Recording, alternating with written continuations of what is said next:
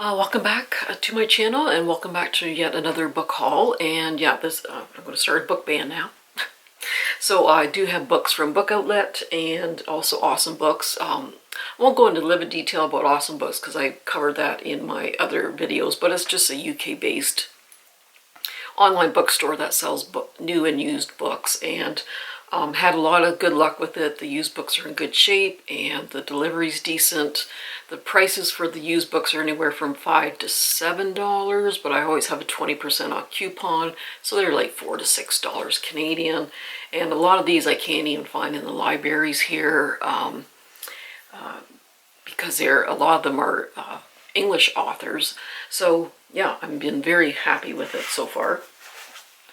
And yeah, I'm trying to go on a book ban now. I think I just went a little bit crazy with the books because, I mean, I was born in 1964, so the internet was still not around. And I grew up going to the library frequently, and I just didn't know what the books were about. I just, picked them up and read them. And yeah, into my 20s and 30s and that, it's just like, yeah, you picked up a book and you hoped it was good. So just having the option of Goodreads and BookTube and everything like that, I have just found so many books that I just want to devour. So anyway, yeah, I'm just making up for lost time, I figure. But anyway, I will start with Book Outlet. And I usually don't read a lot of nonfiction, and if I do, it's always history-based. And this one sounded very interesting. This is In Defense of Witches, The Legacy of the Witch Hunts and Why Women Are Still on Trial by Mona Chollet, who I believe is a French author. So she goes into the past and what happened to the witches, what type of people were labeled as a witch, like independent women, the childless woman, elderly, who have been censored and repressed for many years, and how men kind of use them as scapegoats when things kind of went wrong. And then she makes a connection to how women today are treated and how similar it is to back in the day. For example, women today are direct descendants of those who were hunted and killed for their thoughts and actions, facing the sort of judgments and stereotypes that women have battled for centuries. And yeah, it just sounded like a very interesting book. I really do enjoy reading books about witches, past and present. Just a fascinating topic. And then the next one is the third book in the Halfling Saga. And this is, of course, on Book Outlet. I got all of these. And this is a Canadian author who is Indigenous. And I did really want to support the Canadian author. And the third book is The Vicious Game. So I just picked this one up. The first book is A Broken Blade. I love the foiling. A Shadow Crown is the second one. And so in the first book, it's Akira is a killer. She's the king's assassin, and a mysterious figure moves against the crown, so she's called to hunt down this person who's called the Shadow. She tracks her target into the magical lands of the Fae, but the Fae land is not what it seems, and neither is the Shadow. So she is very shocked by what she learns, and she can't help but wonder if her enemy truly is the king that destroyed her people or the shadow that threatens the peace. So yeah, got all three books now. And this is Daughter Mine by Megan Miranda, and I think I do have one of her books laying around somewhere. I just haven't gotten to it, but the reviews said they feel like this is one of her better books. And this takes place in a small town, Mirror Lake, near the mountains of North Carolina. And when the long-serving detective dies suddenly, his daughter Hazel returns home after nearly 10 years away. And things start resurfacing about what happened in the past. She finds evidence that finally might explain what happened to her mother, who disappeared when she was a teenager. but unearthing the mysteries of the past sets her on a dangerous search to uncover the truth buried at the heart of her hometown and maybe even her family. And then this is Enchanted Hill by Emily Bain Murphy. And this one, it's hard to read against the black background there. It takes place in the 1930s. This woman is posing as a maid working undercover at a Hollywood magnate legendary estate. She's closing in on the damning evidence she needs for a high-profile client. And then, she's an aspiring PI trained by her father. And what happens? So this takes place in 1930. And this is The Heiress by Rachel Hawkins, which I think came out earlier this year.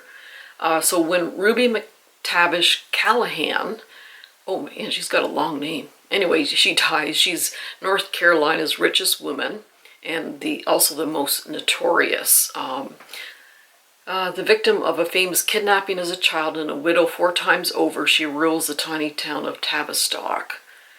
But in the aftermath of her death, her adopted son wants little to do with the house or the money. So he rejects the inheritance, and 10 years later,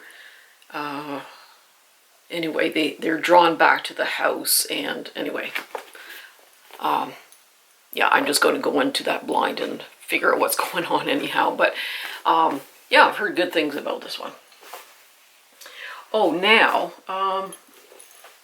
I don't have it with me. I just finished reading Everyone in My Family Has Killed Someone by Benjamin Stevenson. And I actually really, really like that book. I gave it a 4-star, and I'll go into detail at my wrap-up, but I actually really did enjoy it. So I did pick up Everyone on This Train is a Suspect by Benjamin Stevenson.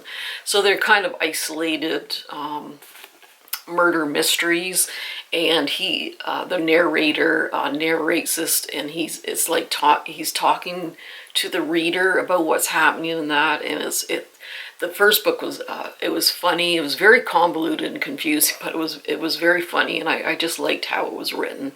So I did want to pick up the sequel. So this one I think came out just in January, I believe. Oh, it was 2023. Oh, I thought it was this year it came out. But anyway, so I'm looking forward to the second one. And this is The Black House by Carol Johnston.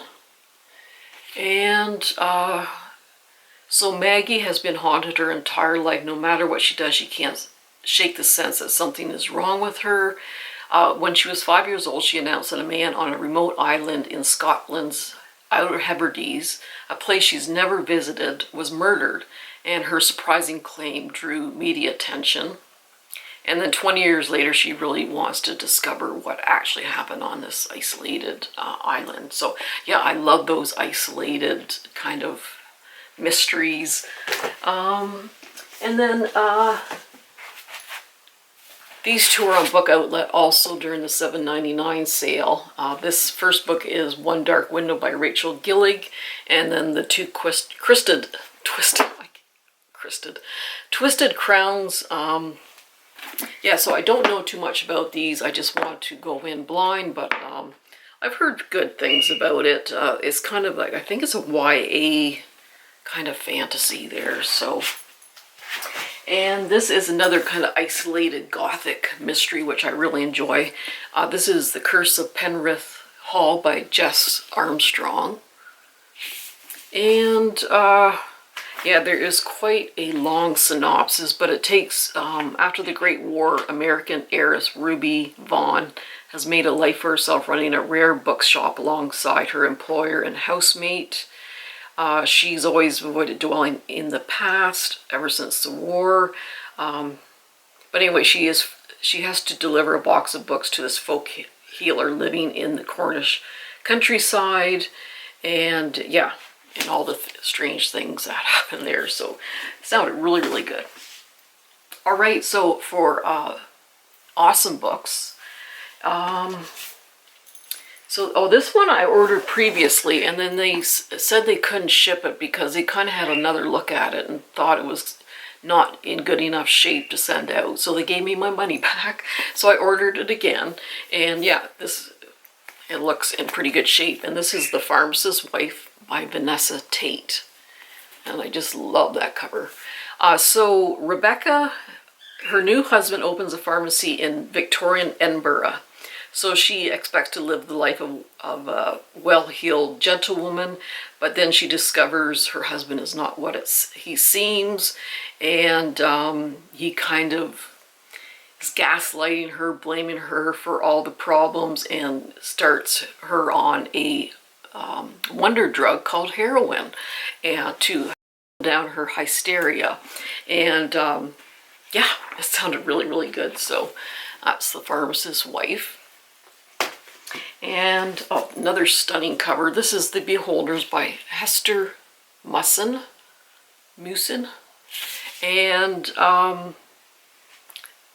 so in June of 1878, the body of a boy is pulled from the depths of the Thames, suspected to be the missing child of the widely admired MP. And then Harriet's a new maid, newly employed at this hall, and she's quite entranced by this place, but her mistress is a little bit off, and she never sees the master of the hall, and just a lot of strange things are happening. So that's The Beholders. And this is The Institution by Helen Fields. Now, it looks like all of her books get pretty good reviews. I haven't read any of her novels, and this is called The Institution by Helen Fields. Yeah, very spooky cover. So, on a locked ward in the world's highest security prison hospital, a scream shatters the night. A nurse has been murdered and her daughter taken. And Dr. Connie has to find the killer, and also find the missing girl. And then I did pick up a nice kind of a light read by Julie Shackman, The Bookshop by the Lock. And it takes place in Scotland, and of course I like bookshop books, and it's even better if it's in Scotland. So Lexi is a book lover, and her favorite place is her local bookshop, Bookends. And then when she hears it's going to be sold, she does something to help out. So I guess there's a little bit of romance there also, but yeah, anything that takes place in Scotland. And this is The Lost for Words by Stephanie Butlin. It's another bookshop book. And Loveday is her name. Prefer books to people. If you look carefully, you might glimpse the first lines of the novel she loves tattooed on her skin. And the York Book Emporium where she works. Everything's about to change. Someone knows about her past, which she can't hide any longer. She has to decide who she can trust and that sort of thing. So, yeah, I do like my bookshop books. Alrighty. And this is The Toll House by Carly Regan. Yeah, I love that cover. A house with a history. For Kelda, it's a perfect rural home for her young son, Dylan. But yeah, of course, strange things are going on in the house there. And this is The Dream House by Rachel Hoare. And Kate moves to a Suffolk home from the tiny, noisy London terrace she shares with her husband. But yeah, things don't go well. So just a brief summary, because I got a lot to go through here. The House Between Tides by Sarah Main. Following the death of her last living relative, Hetty leaves London and her to go to her ancestral home in Scotland, now in ruin, so she's trying to fix it up. And then there's rumors circulating about strange things that have happened in the past. And this is The Hiking Trip by Jenny Blackhurst. I should probably read this summer. So a young British backpacker goes missing on the West Coast Trail. No one knows if she died or disappeared, apart from Laura. 20 years later, a body is found, and the only person who can reveal the secret is Laura. So, and this is The Woman at Hetchley Hall by Rachel Wakely. So Miriam discovers she's the sole surviving heir to her great aunt's estate, but great fortune comes with an unbreakable contract. To earn her inheritance, she has to live a year and a day in the Hetchley Hall. So, yeah, I don't know if it's like a spooky paranormal or what else is going on, but anyway. This is the record. I've had my eye on this for a while, and it's by Noelle O'Reilly. And this one got a little, you can see it's a little bit dented, just the outside there, so, but not a big deal. So shipwrecks are a part of life in the remote village of this small town in Cornwall. So whenever there's a ship that sinks and that, they actually go and pick up the debris on the shore to try to find any valuables or anything like that. So this one woman actually rescues a man half dead from the sea, and anyways, strange things start happening after she saves this particular gentleman. Alrighty, and then there is The Weather Woman by Sally Gardner. And can't remember what this is about. Neva is born into a world of trickery and illusion. She's born with an extraordinary gift. She can predict the weather. In Regency, England, where the proper goal for a woman is marriage, and only God knows the weather, it is very dangerous. So she, in order to debate with the men of science and move about freely, she has adopted a sophisticated male disguise. Oh, yes, that sounds quite intriguing. And this is The Petticoat Men by Barbara Ewing, and it was in the Cornwall Library. Oh, a little hot. Oh, okay. This is The Petticoat Men. So this is based on a true story. So this woman has two gentlemen lodgers. I believe this is 18th century, Victorian times. She has two gentlemen lodgers, Freddie and Ernest, and they actually dress up in these ball gowns and go to these society balls as Fanny and Stella. She doesn't care. They're very kind to her. They pay their rent on time. They make her laugh. She doesn't care. But then they are arrested and go on trial. So it follows these two gentlemen and this particular woman who lodged them. So yeah, based on a true story.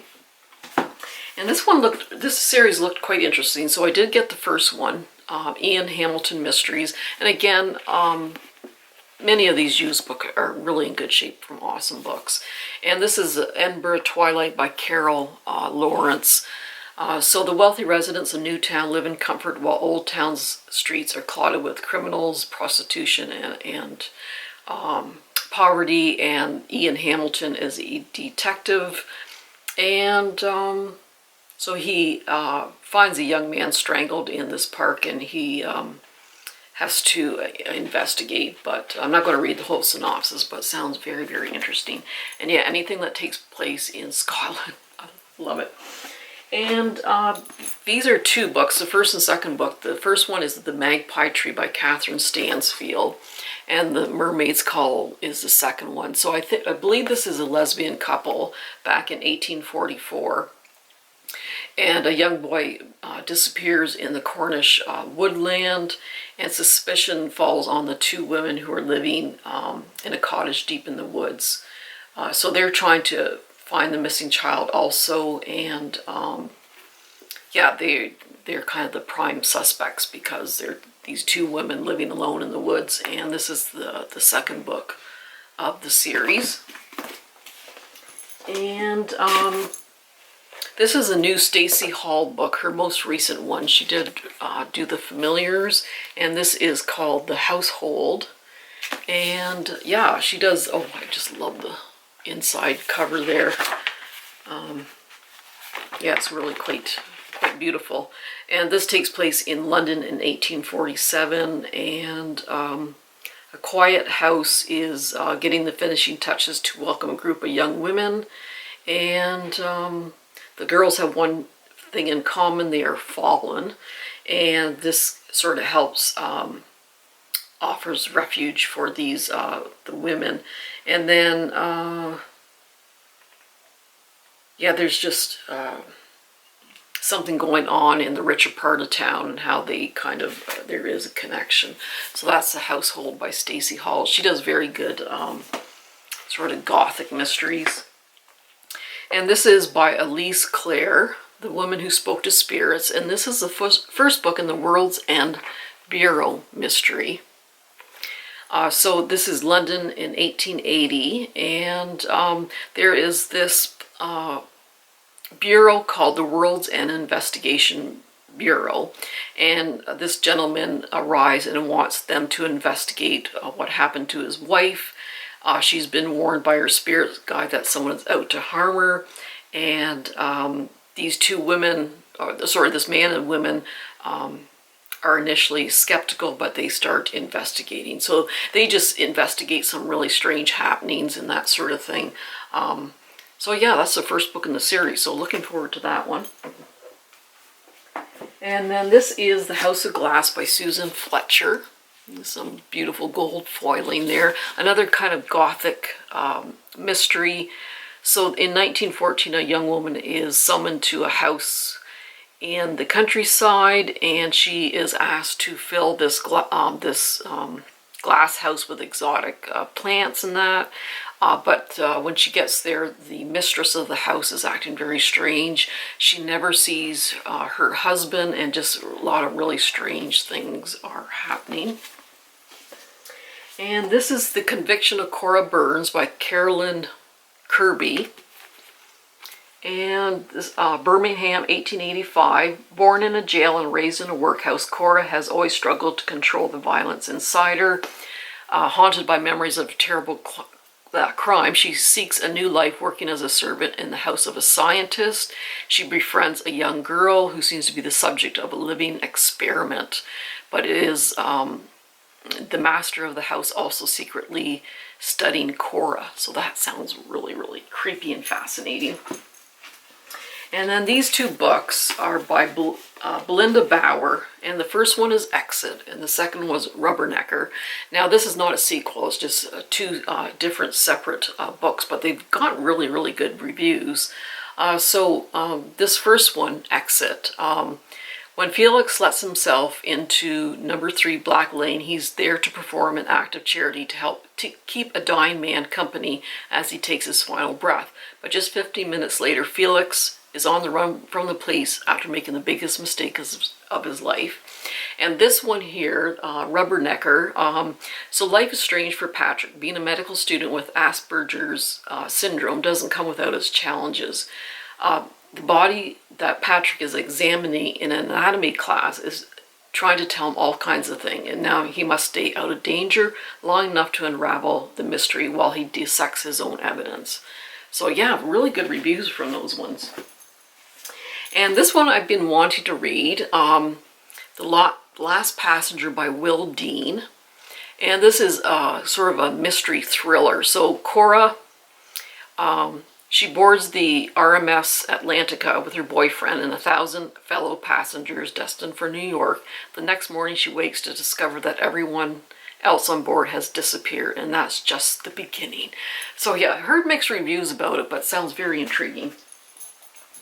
And then this is Where Madness Lies by Sylvia True. And takes place in Germany in 1934. Oh, it's hard to read. So this young woman is Jewish. She is a patient in a psychiatric institution known for their curative treatments. But with the tide of eugenics and the Nazis' rise to power, she's swept up in a campaign to rid Germany of the mentally ill. And then in the US in 1984, this woman is battling panic and depression, commits herself to McLean Hospital, but in doing so, she has unwittingly agreed to give up her baby.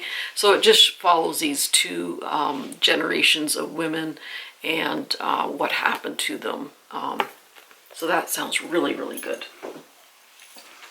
And this is A Beautiful Poison by Lydia Kang. And just beyond the Gilded Age in New York, the deadly Spanish influenza ripples through the city, but with so many victims in her close circle, young socialite Aline questions if the flu is really to blame. All appear to have been poisoned, and every death accompanied by a mysterious note. And then the last book is The Plant Hunter by T.L. Mugford. And yeah, any foiling on a cover, I just love. So in 1867, Harry is, he's a salesman, and he's asked to inherit this gift, a specimen of a tree and a map. So he sets out to, I don't know, in pursuit of a plant that can transform their lives or something like that. But anyway, so that's it. That's enough. Yeah, I gotta go tuck these away. But yes, I'm on a book ban now. But yeah, now that, you know, you find BookTube and Goodreads and all these wonderful book sites, man, there's just so many I want to read and I can't say no. So anyway, hope you enjoyed. Happy reading, and we'll see you soon. Bye-bye.